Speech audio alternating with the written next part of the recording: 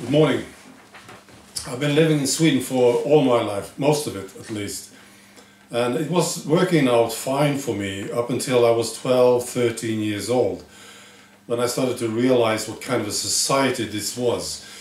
And I have two main objections which made me feel uncomfortable, you know, making me feel not Swedish. The first one is Marxism. It's strong in Sweden. It started to come strong in the 60s. And it has influenced politics, of course, but the whole society, values, right?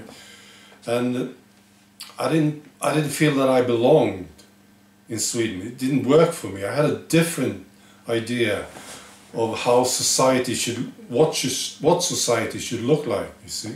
Very different. And that's the first thing. And then there's feminism, right? This came strong a bit later, I think. I didn't understand it at first. And I didn't speak up. I was taking steps back. You know. Then I started to understand what was going on. And I started to speak up against it. Slowly, carefully at first. But then a bit stronger later on. You know, yes, I didn't understand feminism. What were they doing? You know, and I started to hate this, as I really did. I became sick of being attacked because of me being a man, basically. And I saw these very stupid solutions and these debates, right? And I hated it. So these are the two things that I don't like. There are still a lot of very, very good people in Sweden, right?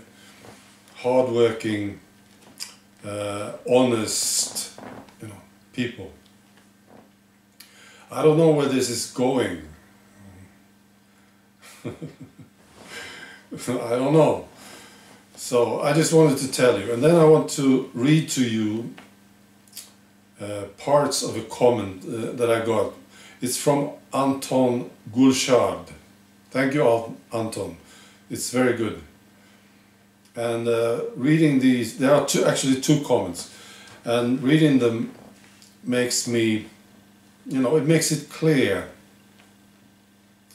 what's happening here in Europe. Yeah.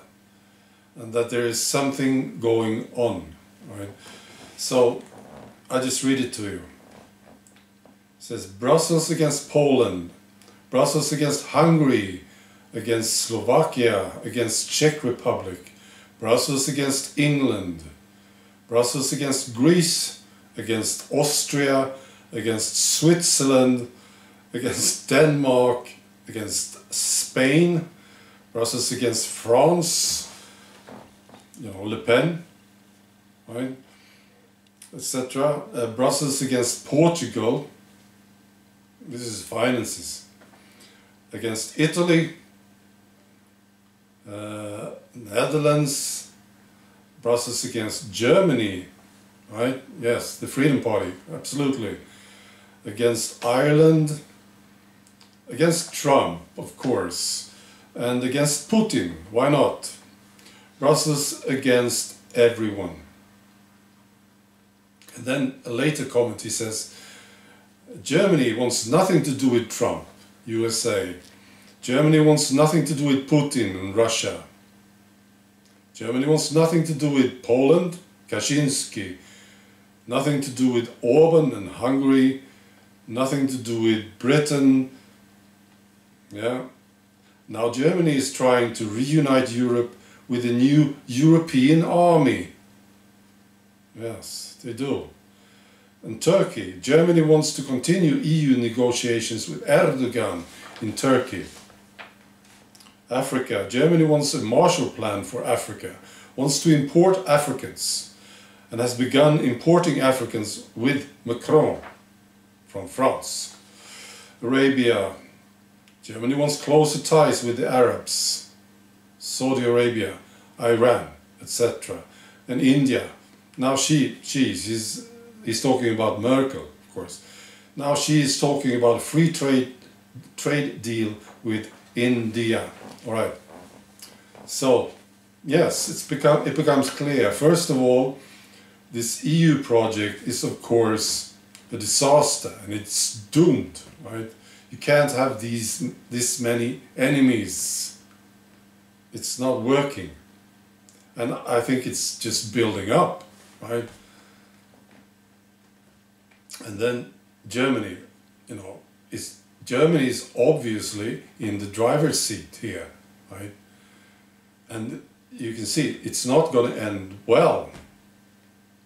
There are forces here, right? And there's a build-up, and there is talk about, and there's actions for an army, etc. It's not going to go away peacefully. No. There's going to be some major problems. Yeah.